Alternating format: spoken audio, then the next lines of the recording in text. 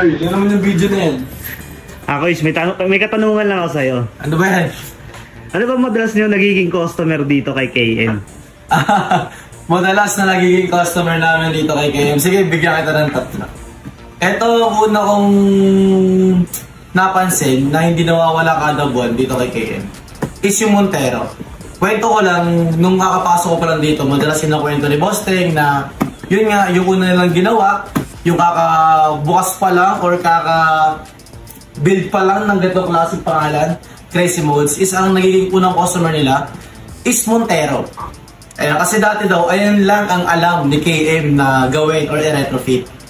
Yun lang yung pagkakaintindi ko sa kwento ni Boss Teng.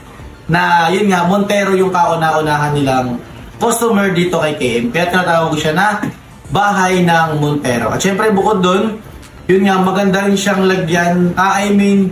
Kasya rin sa kanya yung pang S2 natin na fog light, which is etong ano natin, KUS. So sakto rin sa kanya.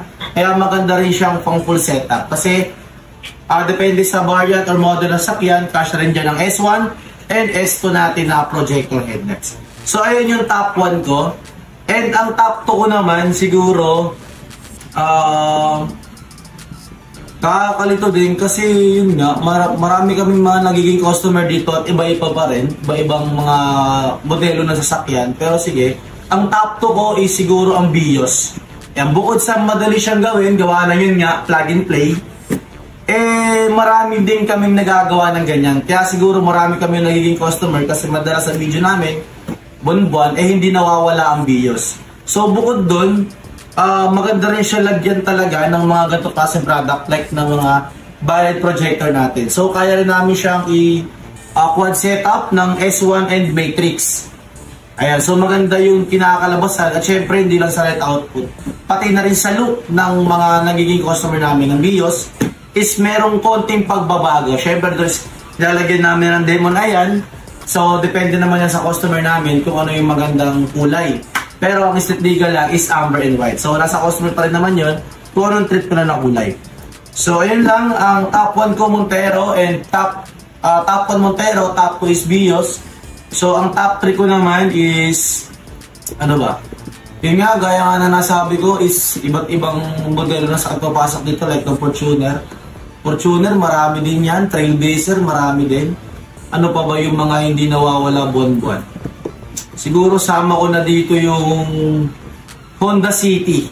Ayan, so lahat ng year model ng Honda City, nagawa na ata namin dito yan. And hindi rin nawawala buwan-buwan yan.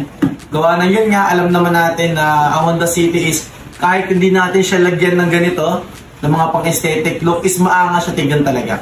So what if kung lalagyan pa natin siya ng mga ganitong klaseng product natin? So siguro ayun yung mga nagiging dahilan ng mga owner ng Honda City natin kung bakit madalas sila nagpapagawa dito kay Crazy Mode. So, isa yun sa hindi nawawala buwan-buwan dito kay KM na yun nga ang Honda City. Siyempre bukod doon, ang Honda City rin is maganda rin siyang isali sa car show.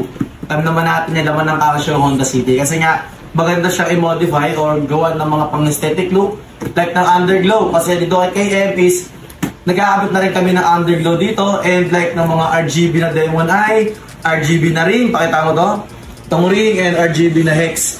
So depende pa rin sa customer kung ano yung mga gusto nilang magandang setup para sa Honda City nila. And syempre, kaya din namin siyang i-quad ng Matrix and S1 and syempre di mawawala ang fog light. So depende pa rin sa variant yun.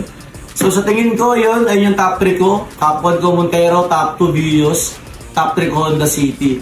Pero marami pa, hindi lang yun eh. Meron ding Innova dito, hindi rin nawawala buwan-buwan yan. So hindi ko masabi. Siguro depende ko na lang yung mga nasabi ko ngayon sa nakikita ko. Kasi madalas ako yung nag-picture and ako yung nag-live dito. So yun lang. Sana nakatulungan ka sa tanong mo, Chris. So yun lang. Bye-bye.